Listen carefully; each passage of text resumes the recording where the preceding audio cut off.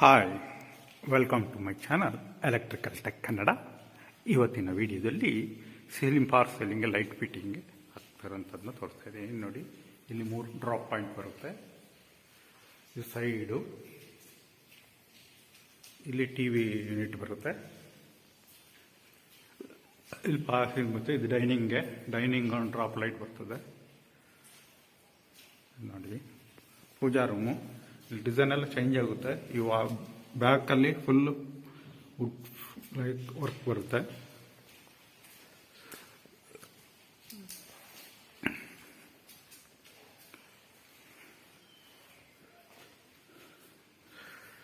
Stair ಕೇಸ್ಗೆ foot ಲೈಟ್ಗಳು full ಒಂದು round ಇದೆ.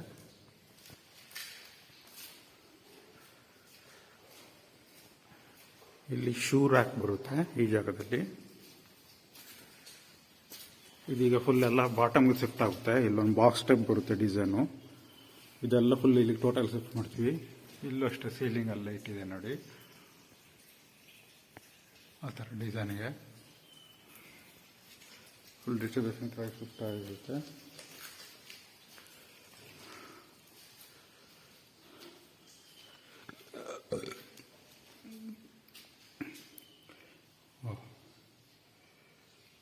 ಇದು ಬೆಡ್ರೂಮು.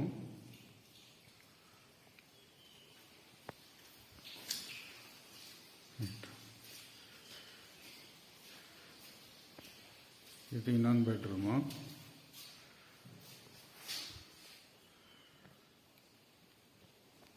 ಕತ್ಲ ಕಾಣಲ್ಲ, ಲಾಸ್ಟ್ಗೆ ಇದು ವಿಡಿಯೋ ಬೇರೆ ಮಾಡಾಕ್ತೀನಿ. ಅದರಲ್ಲಿ ವಿಂಡೋ ಎಲ್ಲ ಓಪನ್ ಮಾಡಿದ್ಮೇಲೆ